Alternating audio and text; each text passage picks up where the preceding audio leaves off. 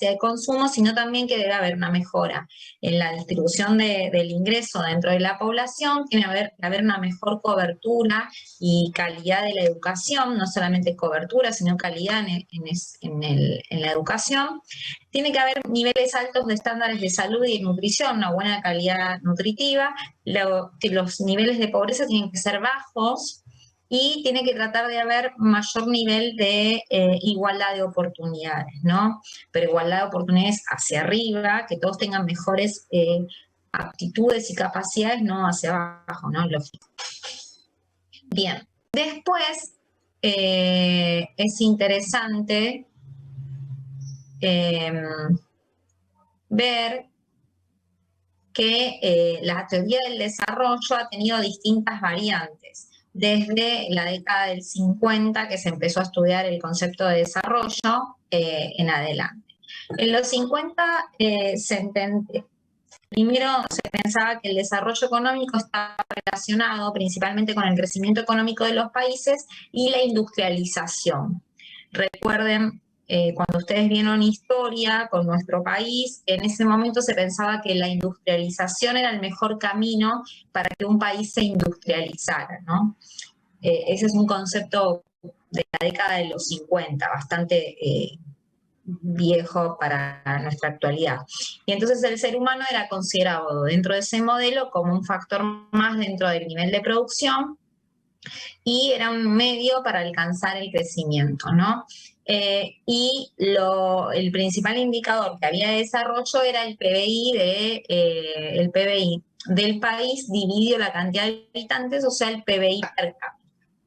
En los 70 este concepto se fue modificando, y lo que se empezó a considerar en ese momento es que debía haber un nivel de crecimiento económico que contuviera o contenga el mayor nivel de equidad entre las personas. Entonces ahí empieza a surgir también la idea de el uso irracional de los recursos económicos y de los recursos naturales. Piensen que todo este proceso de industrialización y optimización de las industrias llevaba adelante un nivel de industrialización que por ahí era contaminante o afectaba las posibilidades de utilización en el futuro, ¿no?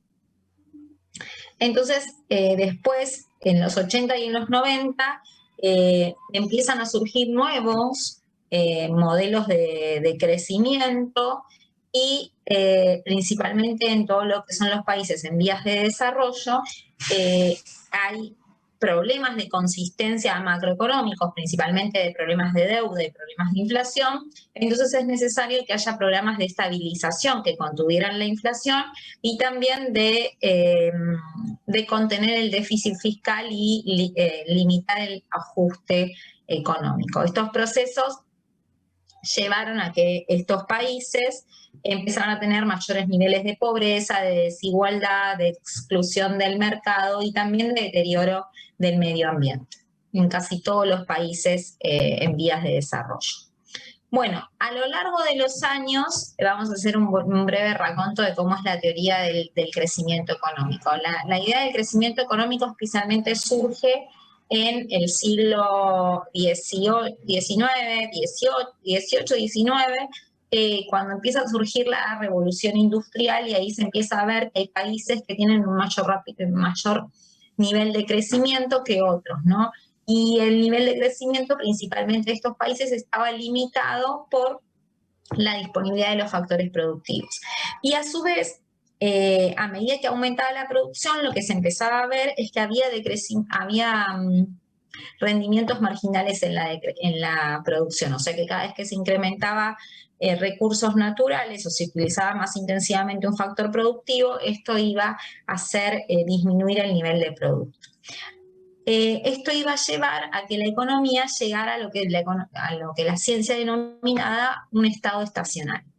Esa es la principal característica que tenía la teoría clásica y los economistas de aquel momento en relación a qué iba a pasar con la economía, ¿no? Y con el crecimiento. Y entonces ahí lo que no se tenía en cuenta es el avance de la tecnología y la modificación de los factores productivos, ¿no? Y qué rol cumplía el conocimiento en esa parte de la economía, como para poder entender mejor cuáles eran las variables que generaban el desarrollo económico. Bien, después surge una nueva teoría del crecimiento económico y cuál es el rol del capital humano dentro del crecimiento económico.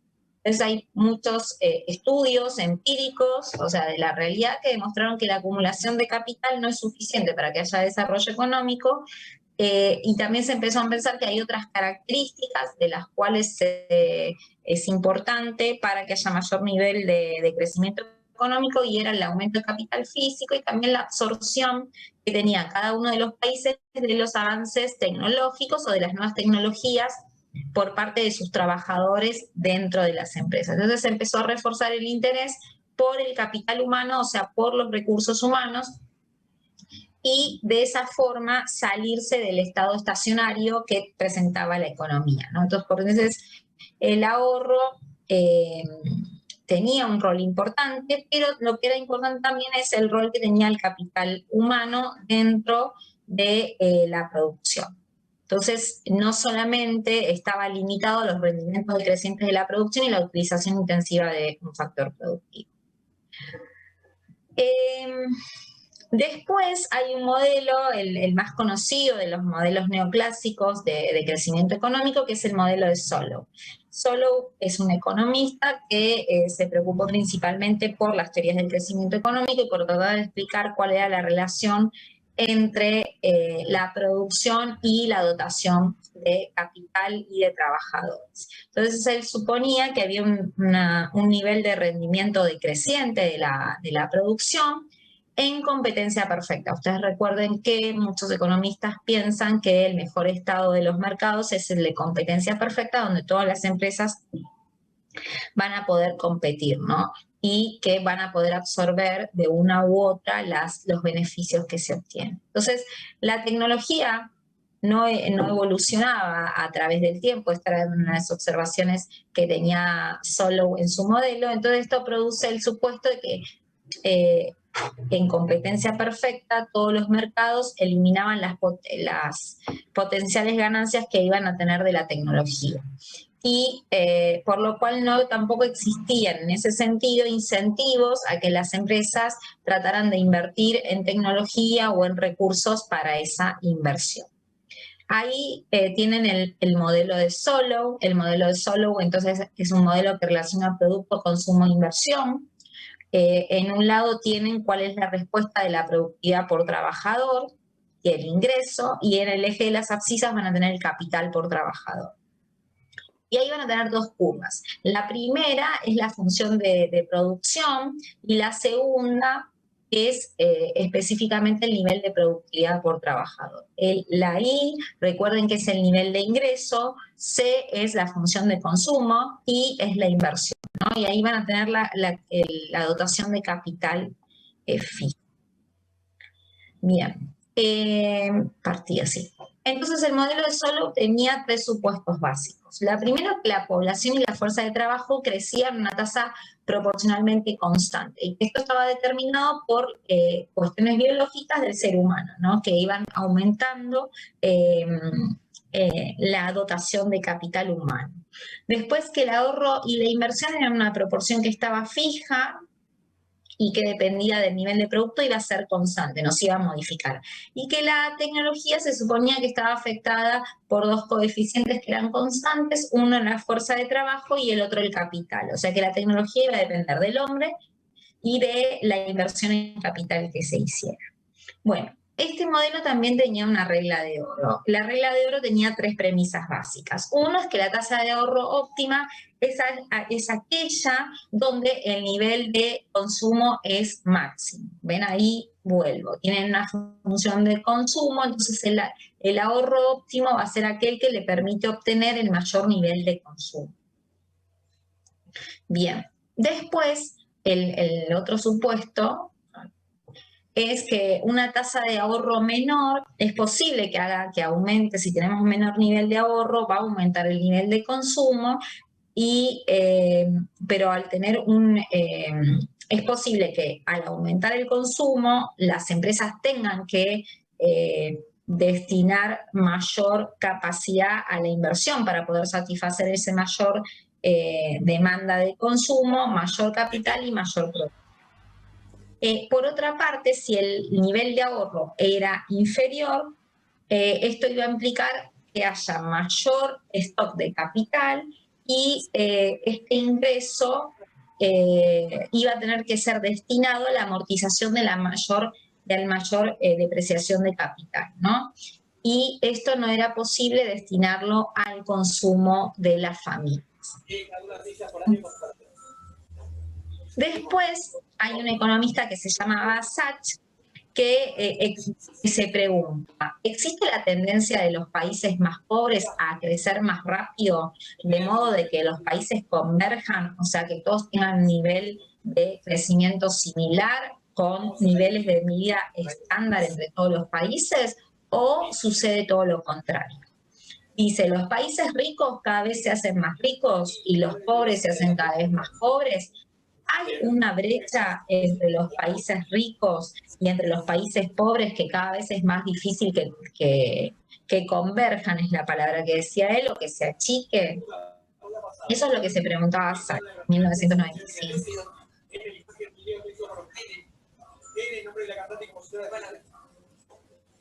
Bien jugado ahí, Desiree, bien jugado.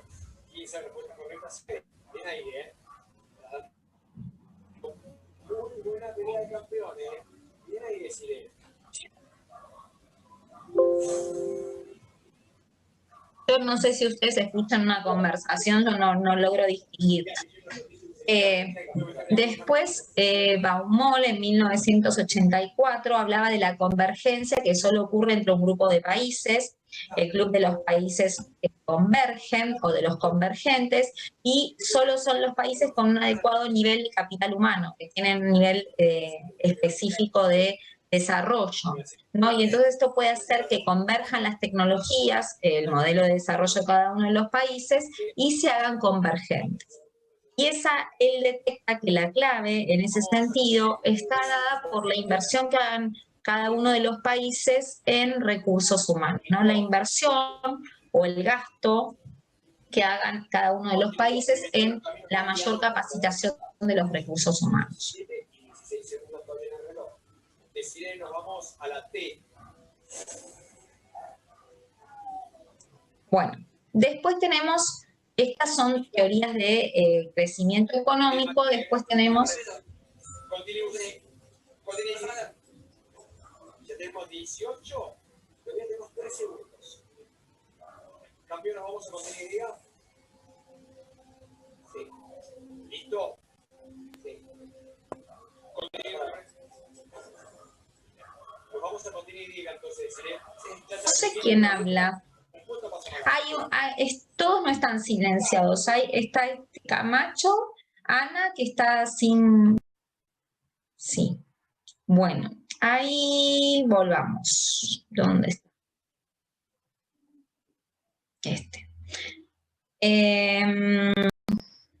No, las teorías vimos la de crecimiento, vemos las de desarrollo.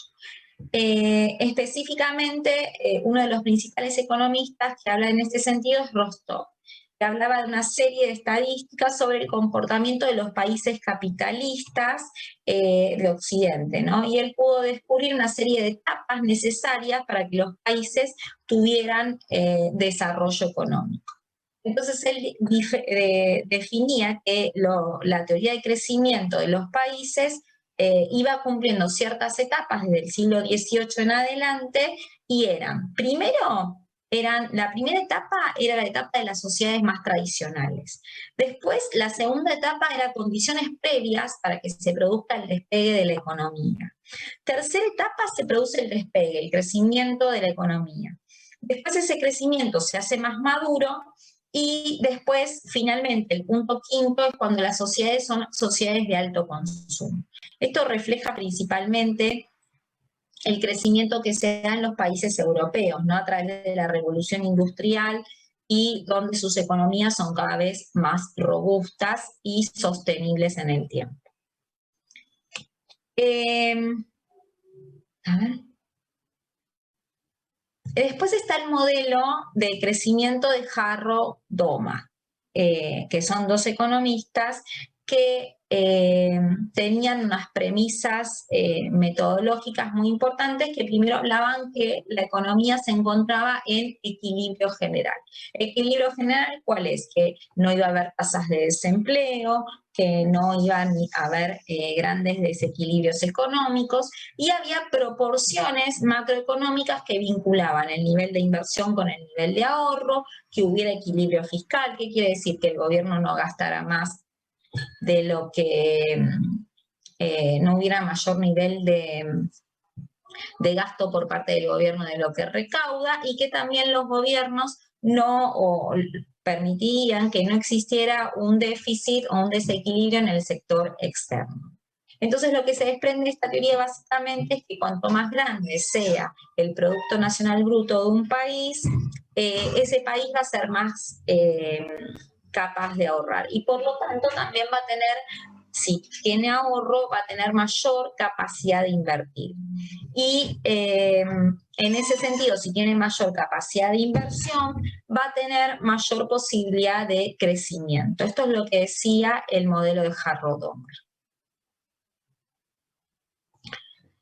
Después del modelo de Harrod-Domar tenemos la teoría del desarrollo, que específicamente estudió un economista que se llama Arthur Lewis, y él hablaba de que los países desarrollados tenían una característica específica, que tenían una economía con dos sectores muy determinados. Un sector tradicional, que estaba vinculado al sector rural, y que tenía una población muy concentrada. Y por otro lado, un sector moderno de la economía, donde existía alto nivel de productividad, y ese sector se encontraba en zonas muy urbanas, y en ese lugar era donde se iban a desarrollar las actividades productivas o industriales con mayor nivel de margen, ¿no? Y la idea del modelo de Arthur Lewis era demostrar que la transferencia de la mano de obra del sector más tradicional o este sector más rezagado hacia el sector moderno es lo que iba a generar la solución de la transformación estructural de las economías atrasadas. Después, por último, también tenemos en este sentido una teoría de otro economista llamado Kuznets, y lo que él se proponía es que para alcanzar el desarrollo era necesario dejar concentrar la riqueza, que haya mayores polos de riqueza en un país, porque que no se distribuyera la riqueza en una manera equitativa o una mejor distribución de la riqueza, porque era necesario que haya cierto desigualdad en la distribución del ingreso, más orientada a los sectores de altos ingresos, porque de esta forma ellos eran los que iban a generar ahorro, iban a generar mayor nivel de inversión, y de esa forma iban a crecer más los países. Entonces, este economista proponía una función de U invertida, donde en las etapas iniciales había un mayor nivel de diferenciación entre los niveles de ingreso de la población y de la sociedad, y más tarde esa riqueza se concentraba, y esa riqueza concentrada le permitía crecer, y así de esa forma después tomar la parte de la U de crecimiento con mayor nivel de igualdad. Bien, esto es la primera parte. Vamos al otro PowerPoint. De repente me dejó de compartir. Bueno, el otro habla específicamente, no sé si ustedes percibieron que a lo largo de la historia hay distintos economistas que piensan distinto o tienen distintas teorías sobre cuál es el mecanismo de desarrollo de los países, ¿no? Pero principalmente el hilo conductor de todas estas teorías, ¿cuál es? Que uno de los principales componentes del desarrollo económico es el capital humano, sin lugar a dudas. Y el capital humano principalmente está muy vinculado con la formación y la capacitación de ese factor humano. Entonces es muy importante, para entender el concepto de desarrollo, entender cuál es la relación que existe entre el desarrollo económico y la educación.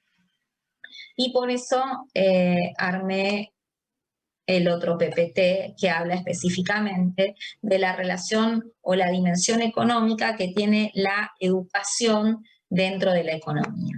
Entonces, ¿cuál es la dimensión económica de la educación? Primero está relacionado con el crecimiento económico, también está también está vinculado con el desarrollo social, con las mejores condiciones de vida de la población.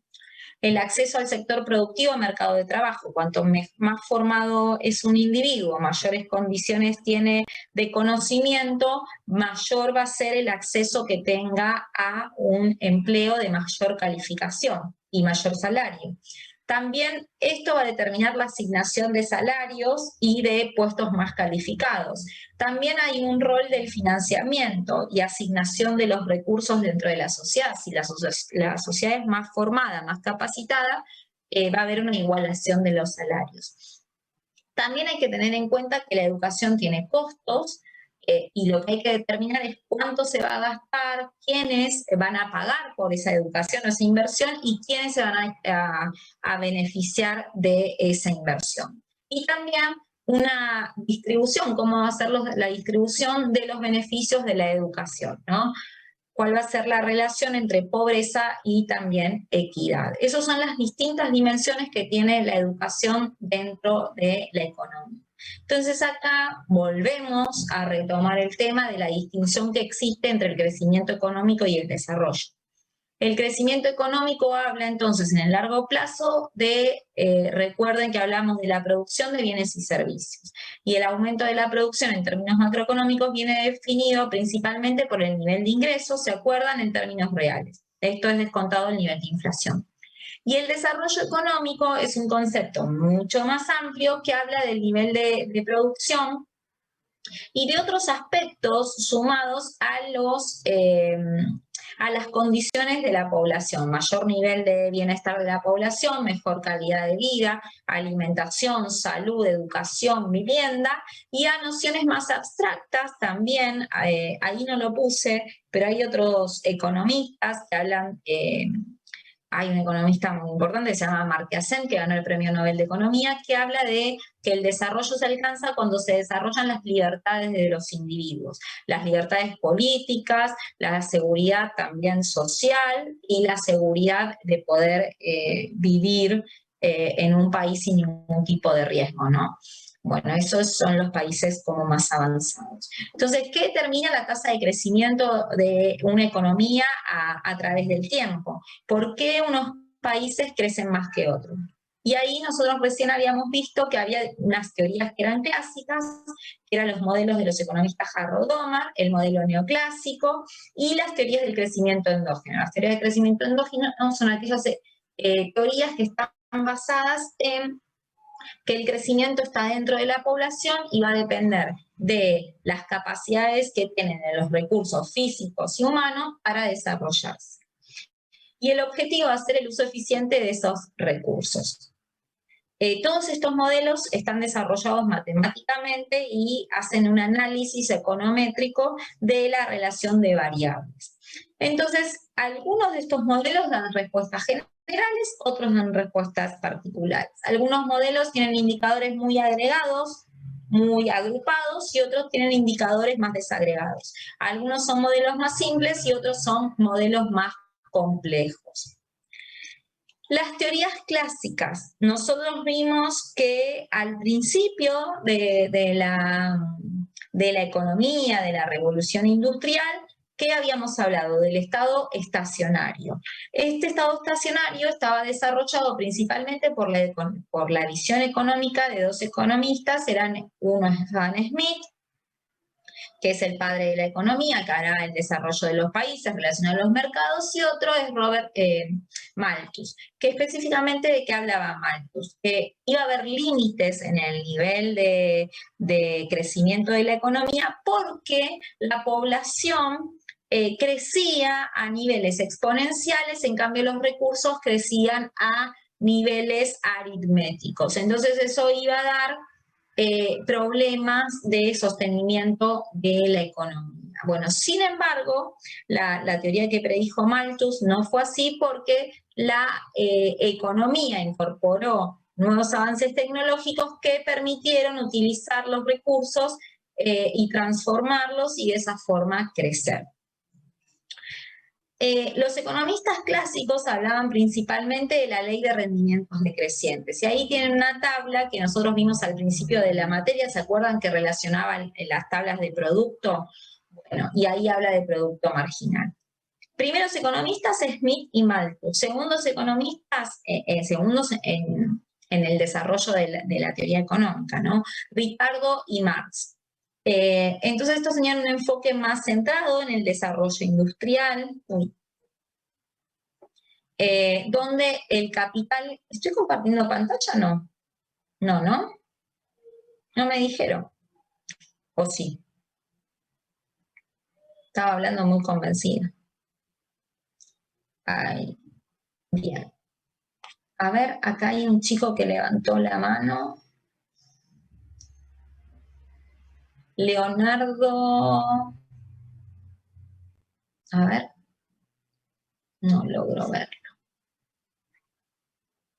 A ver, un segundo.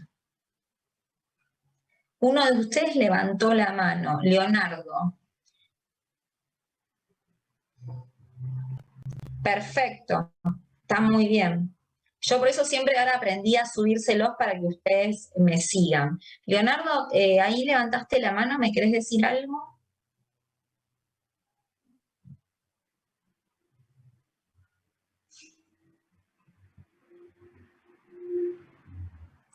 Se quieren desmutear. Esperen que yo toque algo hoy porque estoy con otra sesión de chat.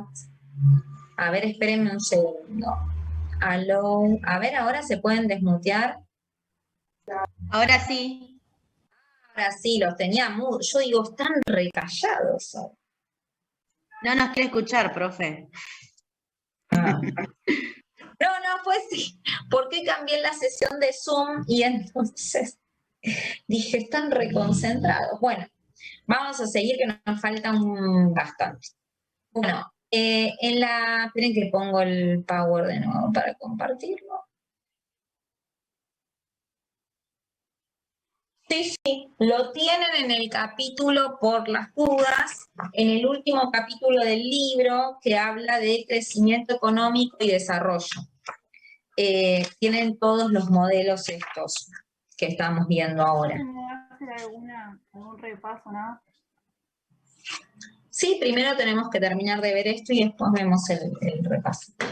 Bien.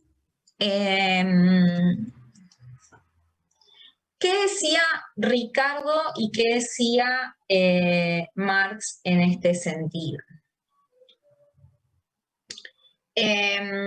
Tenían un enfoque más centrado en dentro de la... Piensen que toda la teoría que desarrolla Marx se da dentro de la economía capitalista, ¿no? Y Marx habla de la relación y de la acumulación que se va a dar dentro de las empresas. Ricardo hablaba más del desarrollo del comercio entre los países, principalmente es el creador de la teoría del comercio internacional. En cambio, Marx habla de toda su teoría del fin del capitalismo, ¿no? Que después finalmente no se vio en la realidad. Bueno, ahí hay una explicación un poco más específica del modelo de Harrod-Domar, de estos dos economistas, que es un enfoque keynesiano. Los dos hablan del modelo keynesiano porque son keynesianos. Estoy tratando de ir un poco más rápido. Ahí tenemos el modelo de Solow, que es el que habíamos visto antes, para ir a lo nuevo. La teoría del crecimiento neoclásico, esa también la habíamos visto el desarrollo tecnológico que permitía la convergencia económica de los países. La tecnología principalmente es un bien público. ¿Qué es un bien público? Es un bien no rival y no excluyente, o sea que nadie puede limitar a otro de su utilización. Principalmente la tecnología se puede copiar, se puede plagiar, independientemente de pagar la patente o no, o sea que no se puede limitar, y eso permite que a los países más atrasados puedan piratear la tecnología y de esa forma beneficiarse, ¿no? Y utilizar los avances tecnológicos con costos mucho más bajos. ¿Cuáles son los problemas que tiene principalmente el modelo neoclásico del crecimiento? Es que ellos asumen principalmente que es importante el desarrollo tecnológico para el desarrollo, para el crecimiento de los países, pero no logran explicar cómo se produce ese desarrollo tecnológico. Los países no tienen las mismas funciones de producción, no todos los países con dotaciones de factores similares tienen los mismos niveles de desarrollo, y que a su vez el capital humano dentro de los países es muy heterogéneo. Bueno, ahí este es un gráfico que muestra cómo se fue dando en los últimos 40 años del siglo XX la convergencia entre los países. Ven que ustedes tienen los países azules, son principalmente África, después los rositas son Latinoamérica. Ven que Latinoamérica tenía al principio de los 60 tenía Profe, se ve mal. Bueno, ustedes tienen el Power, véanlo en la compu porque lo tienen en el Classroom. Véanlo desde ahí. Dale, dale.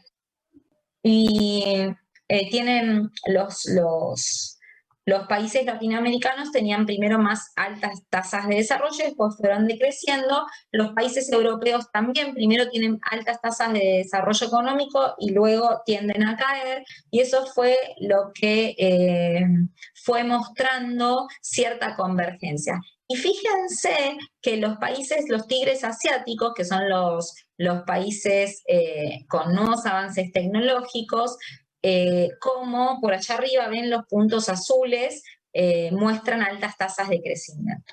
Entonces, este gráfico principalmente muestra que los países europeos con menor nivel de producto per cápita en 1960 después fueron creciendo a lo largo de los años y se fueron equiparando con los países que tenían mayor nivel de ingreso bruto. Lo mismo se verificó en Asia y en Latinoamérica, pero no sucedió lo mismo con África, ¿no? No logró emparejar las tasas de crecimiento. Bueno, las teorías del crecimiento endógeno. Principalmente están discriminadas por dos economistas, uno es Paul Romer y el otro es Robert Lucas. Romer dice, él propone un modelo de crecimiento de largo plazo impulsado principalmente por la acumulación de los conocimientos, o sea que el desarrollo económico o el crecimiento va a estar dado por el conocimiento que tengan los trabajadores, o sea la población. El conocimiento es un insumo tanto como el capital, la dotación de trabajadores, o sea, el conocimiento que tengan los trabajadores va a ser un insumo más, y que esta productividad marginal que tengan muchas veces es creciente. Entonces esto tiene efectos positivos, externalidades positivas en la economía, y a medida que la producción va creciendo más que proporcionalmente, a diferencia de la producción normal. Es un modelo dinámico de equilibrio competitivo, y el cambio tecnológico dice que es endógeno. ¿Qué quiere decir que es endógeno? Que el cambio tecnológico va a estar dado por condicionantes de la economía. Eso es lo que dice Paul Romer. Después tenemos Robert Lucas, que propone un modelo distinto al de Romer, pero dice que la acumulación de capital humano es el motor de crecimiento también, y define como formación de capital humano, como aspectos principales, la escolaridad, el tratamiento que se le da a la formación dentro de las empresas. O sea que él divide la incorporación de conocimiento, tanto el conocimiento formal como el conocimiento informal que se da dentro de las empresas aprendiendo a trabajar. Bueno, los principales supuestos que tienen es que existen externalidades en el capital que viene dado por cada firma, de tal manera que la tasa de acumulación de capital de la economía en su conjunto no tiene rendimientos decrecientes, sino que va a tener rendimientos constantes. Esto rompe con el modelo más tradicional, donde decía que la economía tenía rendimientos decrecientes en la producción.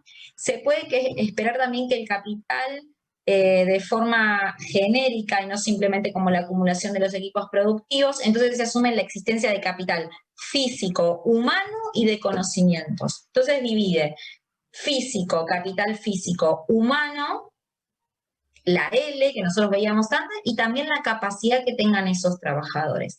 La acumulación de capital humano va a tener externalidades y eso hace que sea más productiva la fuerza de trabajo en general. El aumento en el conocimiento es una actividad económica y su carácter destinar capital a la formación de capital humano y de conocimientos, ¿no? Y esta formación no tiene que ser solamente una formación dada en las escuelas, sino también en el trabajo, ¿no? Bueno, estos son las distintas teorías del crecimiento ¿por qué es interesante saber esto? Para que ver que no es solamente hay una única manera o una única visión del crecimiento económico. Muchas veces uno cuando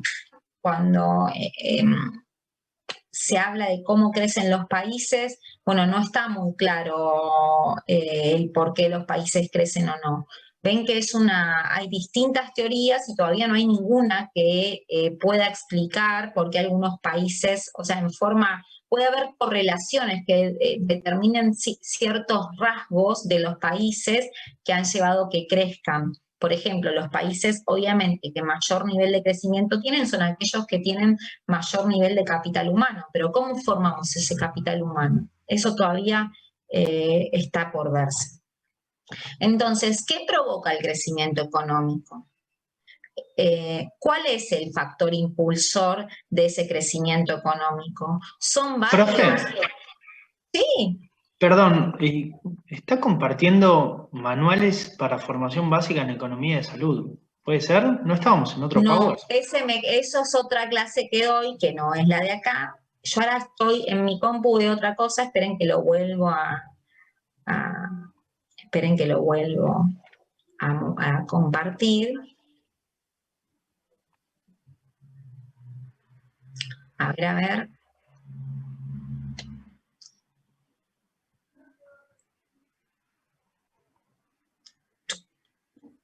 Espérenme un segundo.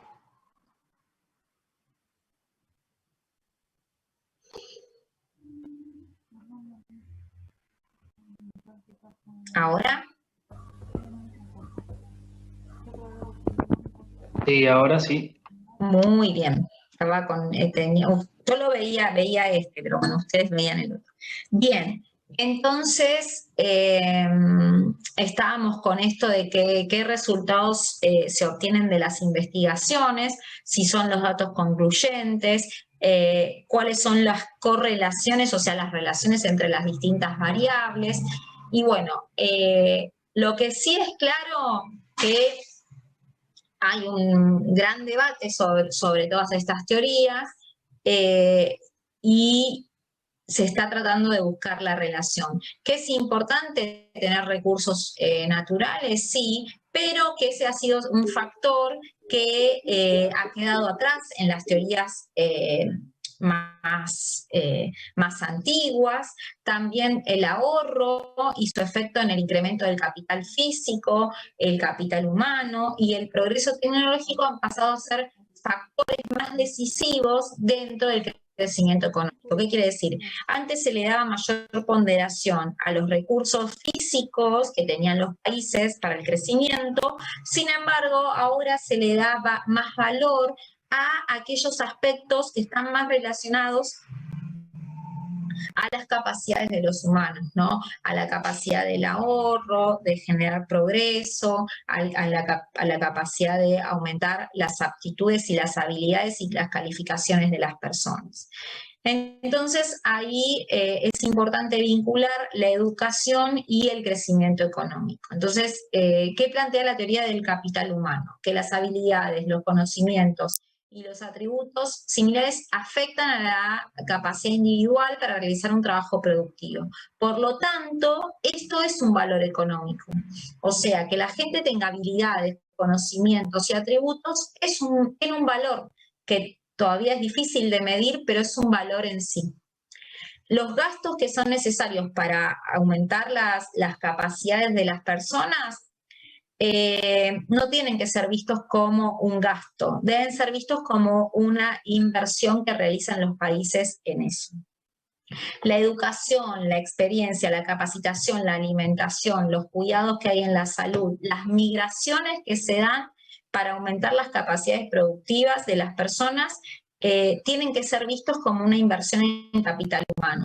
¿Qué quiere decir esto? Que si una población se traslada a otro país para buscar mejores habilidades en el trabajo, eso es una inversión, ¿no? Y después ahí tienen un cuadrito que muestra cuáles son las personas que han estudiado economía de la educación y su relación con las teorías de crecimiento económico y con los modelos económicos desarrollados. Bueno, ¿cómo medir el capital humano? Es complejo, pero se puede medir a través de todos los gastos que afectan la expectativa de vida de las personas, la fuerza, las condiciones de vida, que la gente se mantenga vital para poder trabajar, mejor salud, que tenga educación, la formación tanto adquirida, esto que yo les decía, en el trabajo y la formación generada por las empresas, y también la capacitación formal, pero en toda su gama de estudio, no solamente, vieron que en nuestro país hasta cuándo es obligatorio estudiar. Secundario.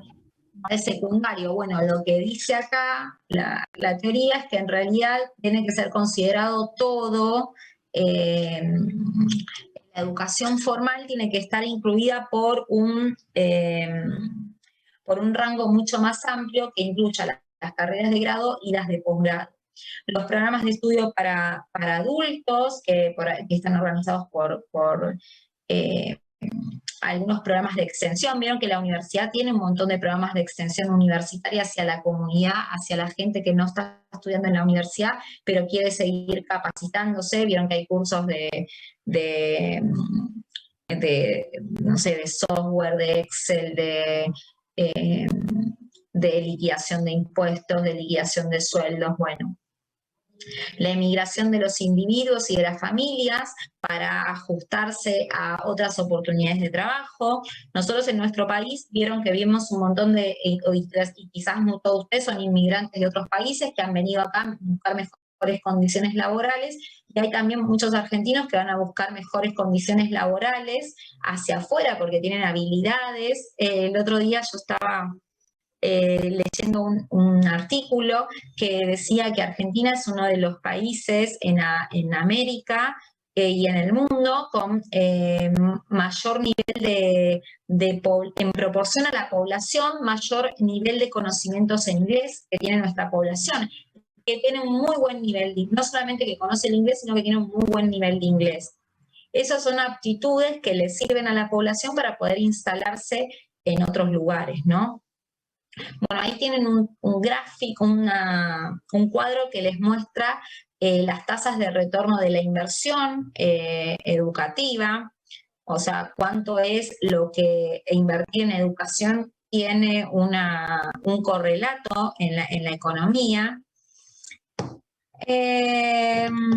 Bueno, ahí las conclusiones que se sacan de ese cuadro es que la rentabilidad privada invariablemente es mayor a veces que la rentabilidad social. Las rentabilidades privadas siempre están cerca y en muchos casos es mayor a la rentabilidad que ofrece el mercado en los países correspondientes, que la rentabilidad privada y social declinan frecuentemente con ciclos adicionales y aún Profe. años adicionales. Sí.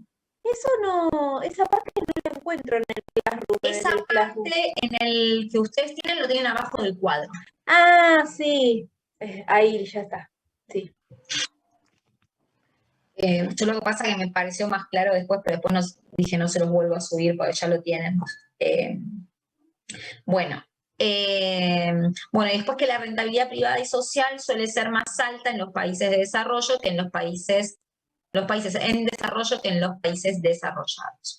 Bien, después tienen ahí dos figuras que muestran las curvas de desarrollo de los países y los años de escolar. Ven que dice matrícula escolar en los 90 y el nivel de PBI en los 2000, la relación, y promedio de años de escolaridad en los 2000 y el PBI per cápita, cómo existen relaciones entre esos. ¿Por qué la educación en 1990 se relaciona con los ingresos de hoy, ¿no? ¿Cómo es la relación entre la educación en 1990 y después la educación los niveles de ingreso más adelante? Una de las razones dice que los niveles de educación históricos tengan tal poder de predicción es que la inversión en educación es persistente. Dice en la figura 1, muestra la matrícula escolar en 1990 y está relacionada con el crecimiento de los años 2000, pero no solo eso, sino que también, según los economistas Barro y Lee, además pueden explicar más del 72% de la variación en los años promedio de escolaridad que alcanzaron los países en el año 2000, o sea que también la mayor escolaridad tiene una relación con seguir creciendo en la escolaridad. Y dice que un año más de escolaridad se asocia con un aumento más del 30% en el ingreso per cápita. Bueno, y esto ya se los dejo para que lo miren con detalle, pero hasta acá llegamos con lo que les voy a tomar de teoría, ¿estamos? Pero principalmente tengan en cuenta que hay un rol muy importante un rol importante de la educación en el crecimiento económico, ¿sí? En los países, que esas son como variables que son determinantes. Todavía no se puede determinar específicamente cómo, pero sí que a mayor escolaridad, a mayor conocimiento, mayor nivel de desarrollo de los países, ¿no? Bien. Bueno, hasta acá es todo lo que teníamos que ver de teoría. ¿Ustedes querían hacerme alguna consulta con relación al parcial?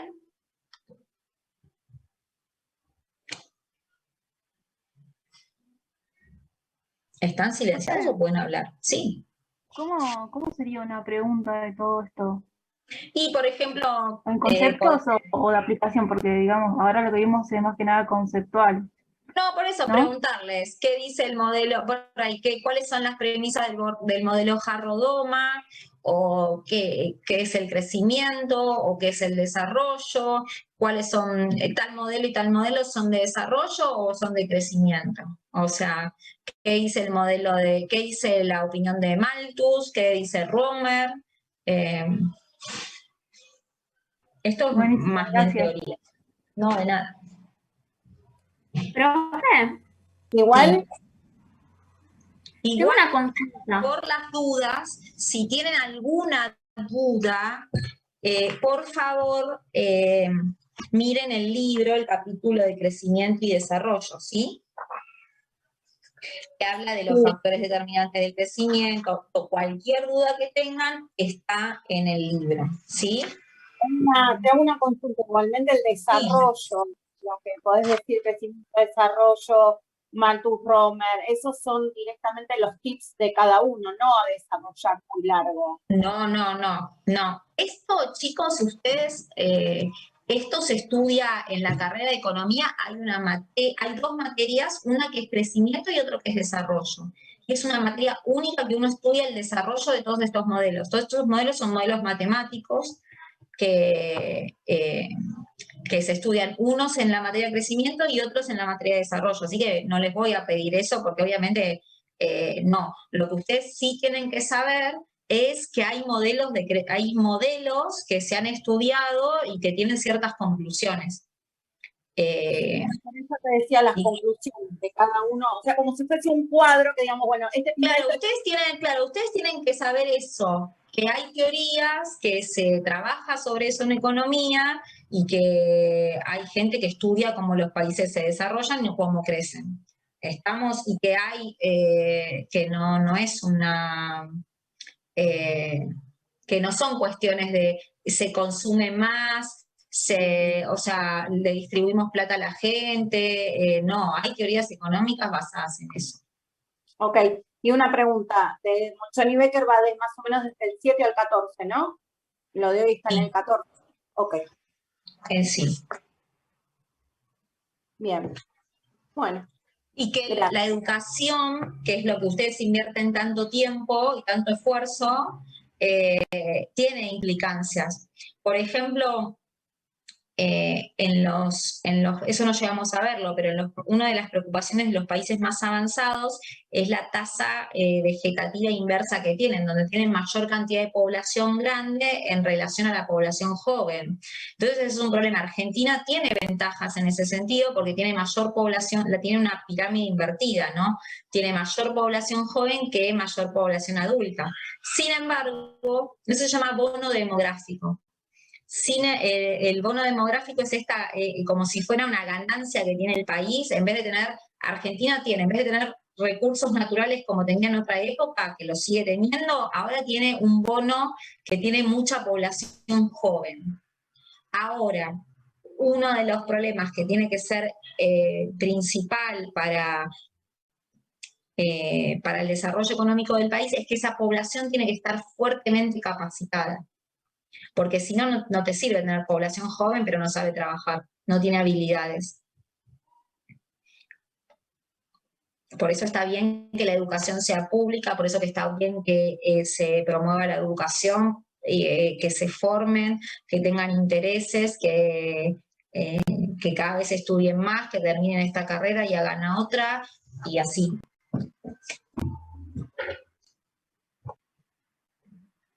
¿Alguna duda más?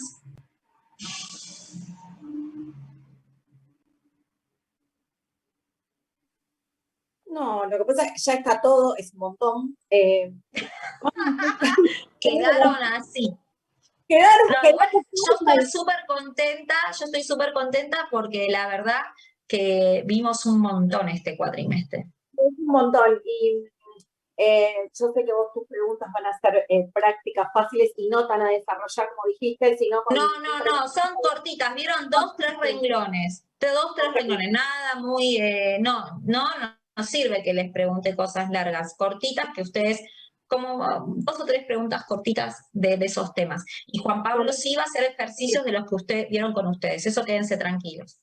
Está bien que van a hacer, o sea, teniendo todas las fórmulas más o menos en la cabeza, va a ser a desarrollar algo de fórmulas directamente, la de PBI o la última con el C más I más eso, B, no sé. Okay. Lo que vieron con él va a ser el examen, así que eso sí. Okay. Lo único, no sé si ustedes, yo les quería proponer, no sé si quieren tener el martes descanso.